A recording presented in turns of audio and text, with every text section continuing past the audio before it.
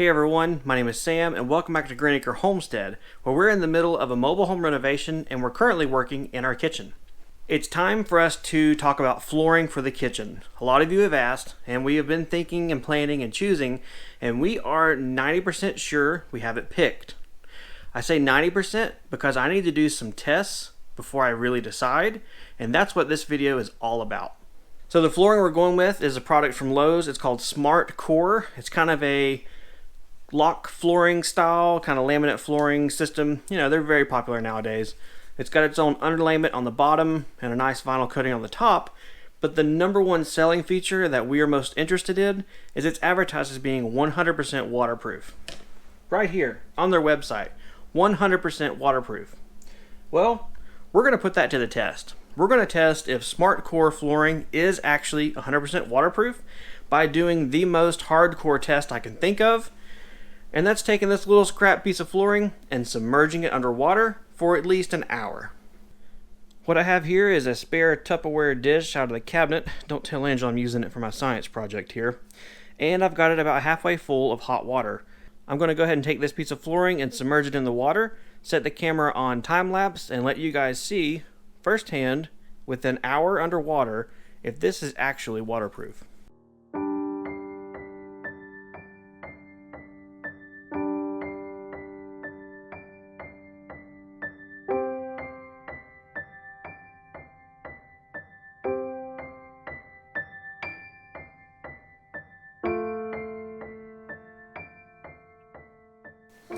Alright, it has been 10 minutes here. Let's take this out and see if we can see any swelling or any kind of noticeable differences in the flooring.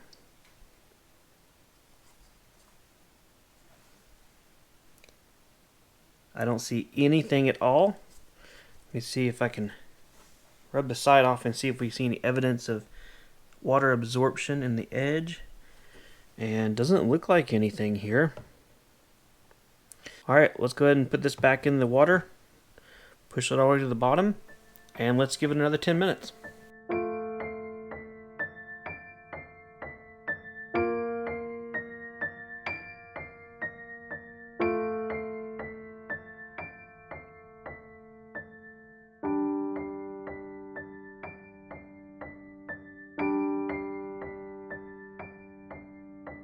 Alright, another 10 minutes has passed. Let's pull this sucker out.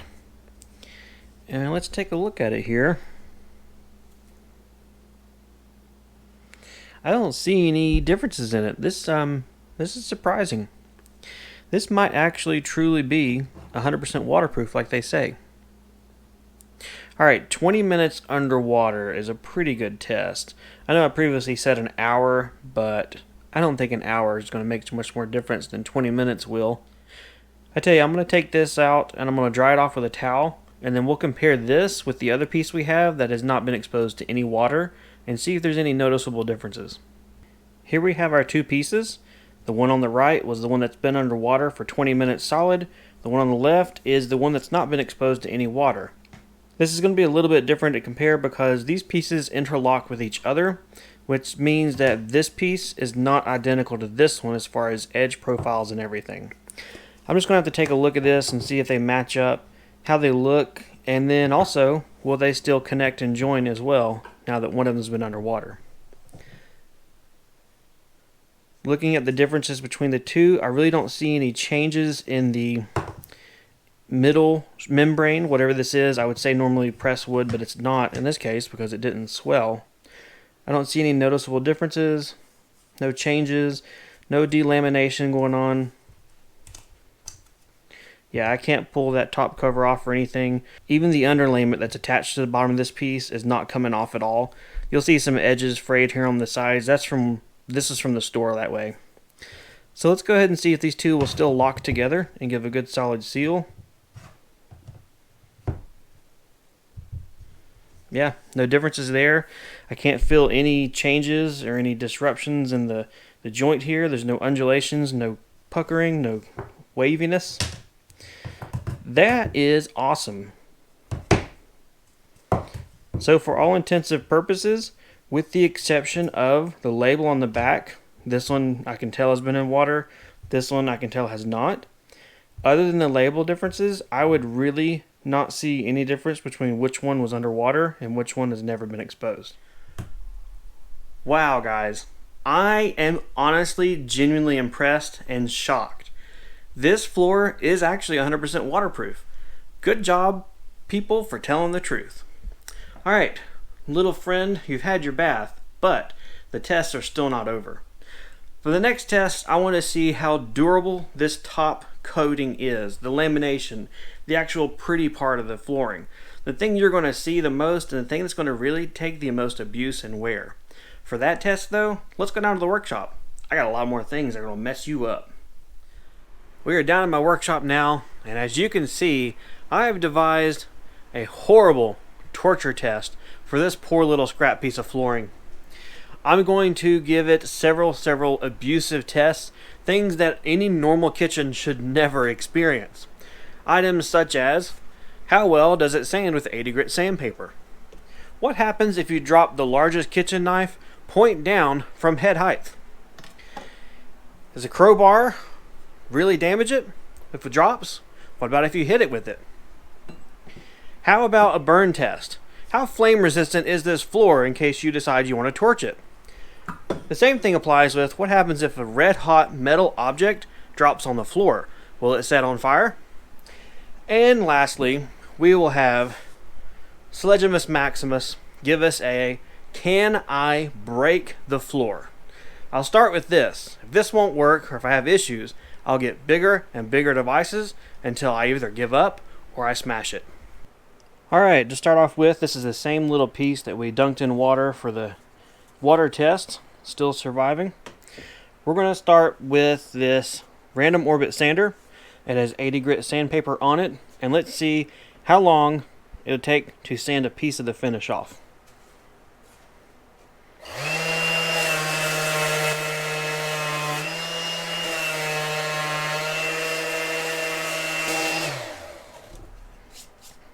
Let's take a look here.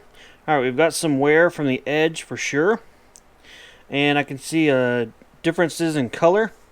Let me wipe that off and see if that's just the dust or if that's genuine difference in color. Yes, so that's definitely starting to take it off there. That's not too bad considering 80 grit and pushing down on the sander. So, let's see how much more pressure it takes to take this whole section off.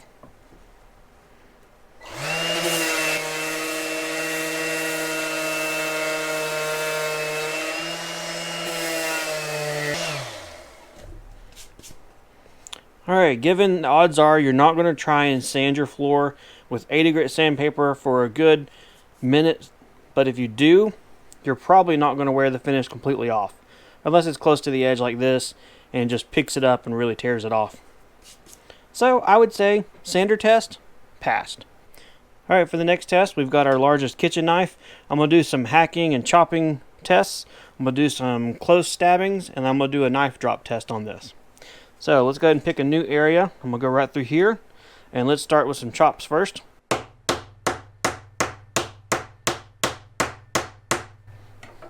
Let's see if we've got any abrasions.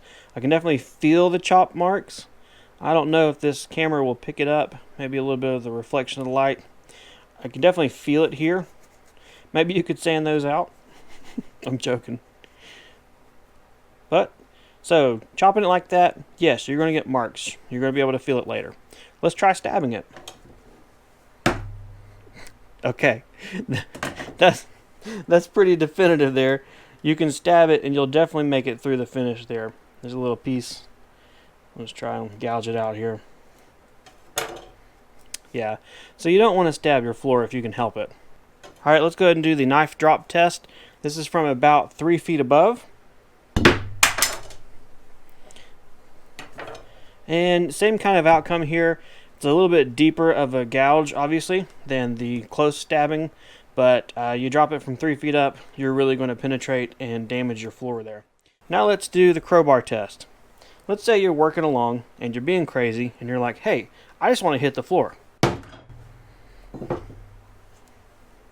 If you do that, you're really going to chunk it. That totally broke through this gray layer and it made it into the middle part of this floor for sure. Let's see how much more abuse this thing can take.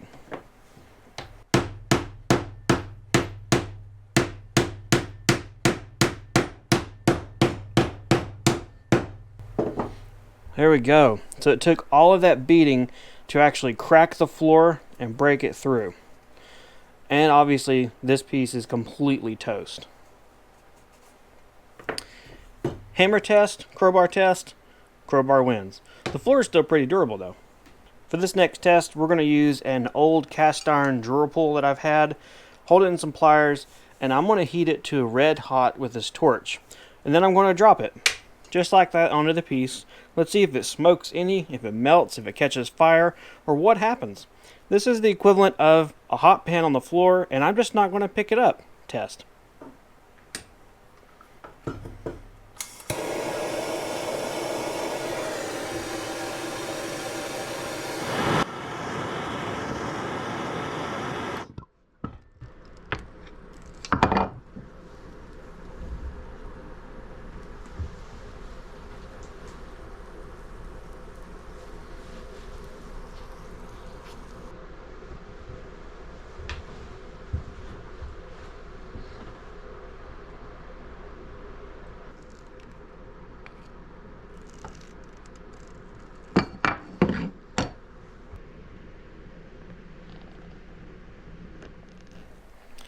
Well, that took some time to heat up, but as you can see, probably you don't want to drop red hot stuff on your floor unless you're willing to have a horrible plastic burning smell and melt a part of your floor. Now, I will say this, it is pretty cool that it did not burn with flames. It didn't burst into flames. It more or less kind of just sizzled and made its own little ooze puddle and otherwise sat there. So, seems pretty safe. While I have the torch out and I'm in the burning mood, let's go ahead and give it a direct fire test and see if I can melt through it and see if I can get this to actually flame up.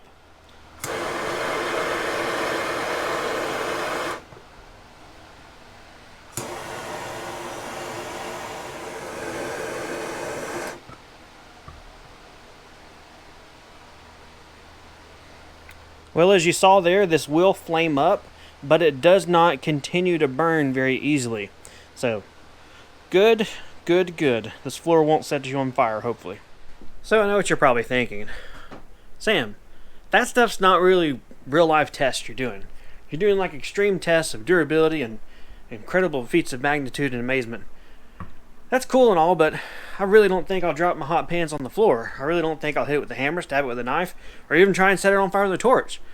What I'm really curious in is how well does it do with scuffs? How well does it do with normal traffic? Well, don't worry.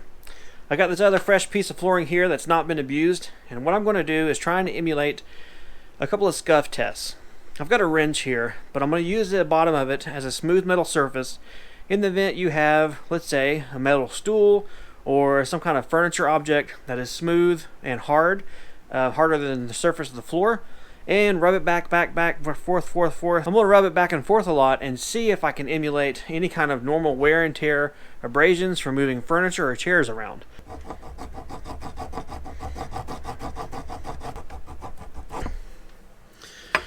Alright, I've been at it for a little bit longer. Texture-wise, without looking, I could not tell you where I've been rubbing the floor. The only difference and thing I can see is kind of a shiny spot where it's been going back and forth. So, for non-sharp abrasions and moving, looks like it holds up pretty well. For this next test, I've got a screw here, and I'm going to do a more of a realistic, real-life scratch test. Let's see what happens if, let's say there's a screw on the floor, and maybe you step on it, or you move it around with a little bit of weight, but not extreme, and let's see if it scuffs it.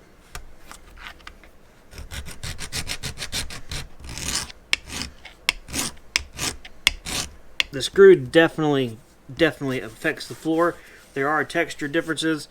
Here in the light, I can see the scratches, and I can definitely see that something has gone on. So, sharp screw test, move it on the floor. Yeah, not that good.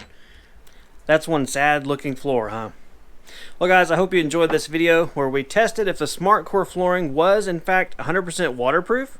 We did some drop tests, some knife tests, some saw tests, some hammer tests, some red hot iron test, flame testing, metal abrasion testing, and every other testing I could think of.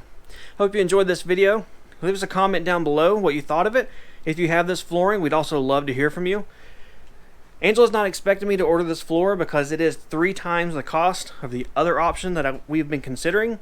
But after doing all these tests, I believe this floor has earned our hard-earned, long-saved money to put this in our kitchen. So I'm going to go ahead and surprise her and order the floor today. It should be here, they say, between 4 to 7 days. It is special order, so it takes a little bit longer. I can't wait to show you guys what it looks like. Stay with us. Subscribe if you're not a subscriber so you can see us install this in our kitchen. Check out our other videos. And as always, thank you so much for watching. We'll see you next time on the Homestead.